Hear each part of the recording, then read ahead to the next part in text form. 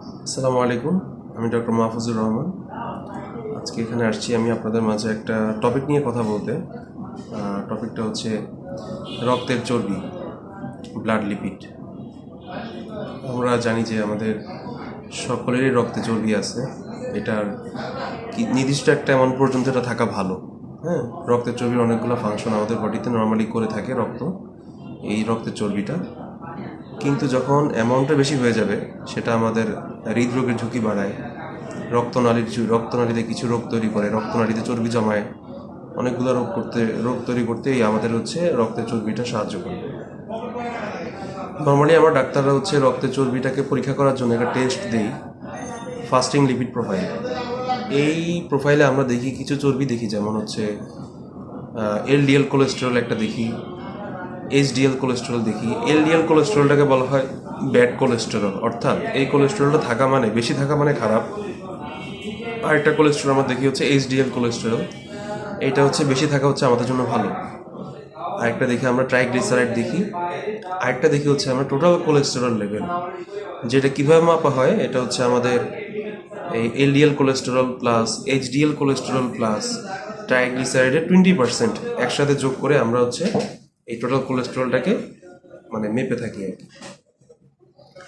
তো এখন আমরা ডাক্তাররা অনেক সময় দেখা যায় এই রক্তের চর্বি যখন বেড়ে যায়, এটাকে কমানোর জন্য, এক একটা চর্বি কমানোর জন্য আমরা এক এক রকম ড্রাগ প্রেসক্রাইব করে থাকি নর্মালি।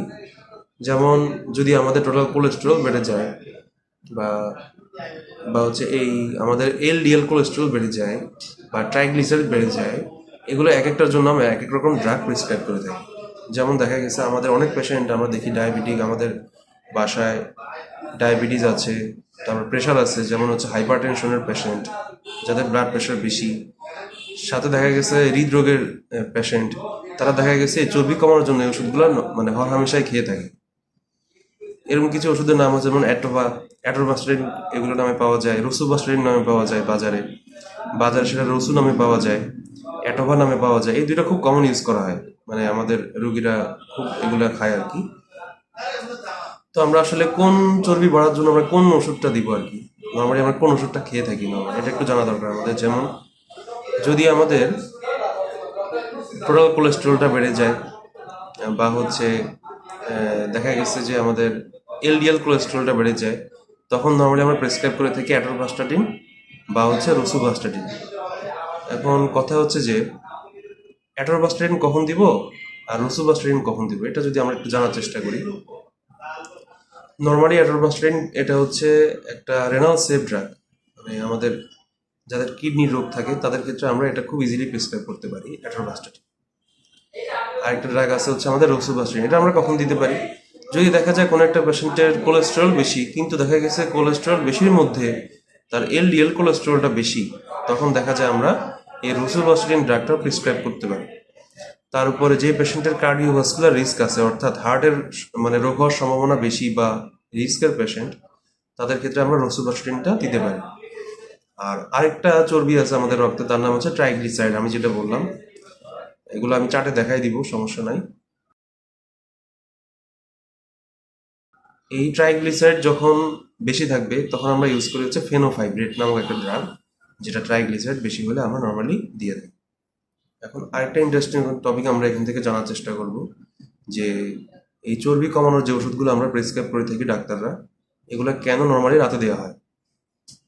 নর্মালি যদি আমরা একটু দেখি আর কি, আমাদের কোলেস্টেরল তৈরির যে পাথওয়েটা আছে বা প্রক্রিয়াটা আছে, সেখানে একটা অন্যতম একটা এনজাইম আছে যেটা রাতের দিকে বেশি অ্যাক্টিভ থাকে।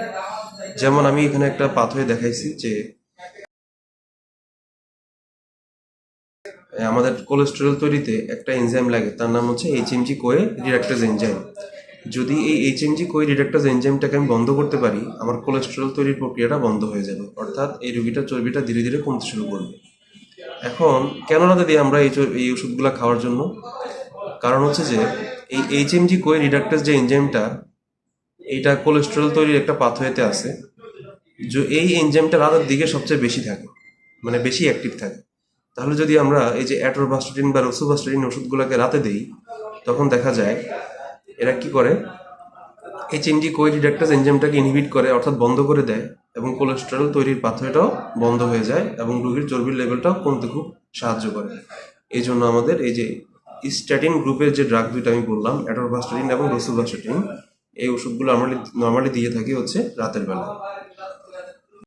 আর একটা খুবই গুরুত্বপূর্ণ কথা যে হচ্ছে আমি এখানে যে ড্রাগগুলোর নাম বললাম এগুলো সবগুলো হচ্ছে জেনারিক নেম, অর্থাৎ অ্যাটরভাস্টাটিন, রসুভাস্টাটিন, ফেনোফাইব্রেট, এগুলো অবশ্যই একজন এমবিবিএস বা হচ্ছে একজন বিশেষজ্ঞ চিকিৎসকের পরামর্শ অনুযায়ী তারা ডোজ ঠিক করে দিবেন, তারা কত ডোজে শুরু করবেন, অবশ্যই একজন ডাক্তারের পরামর্শে খাইতে হবে।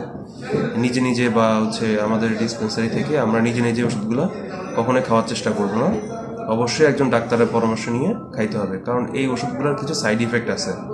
এটা আপনি ডাক্তারের মাধ্যমে যদি মানে নিতে পারেন সবচেয়ে ভালো, এবং এটা আপনার স্বাস্থ্যের ঝুঁকিও কমে যাবে।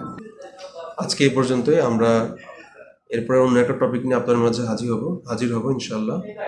আসসালামু আলাইকুম।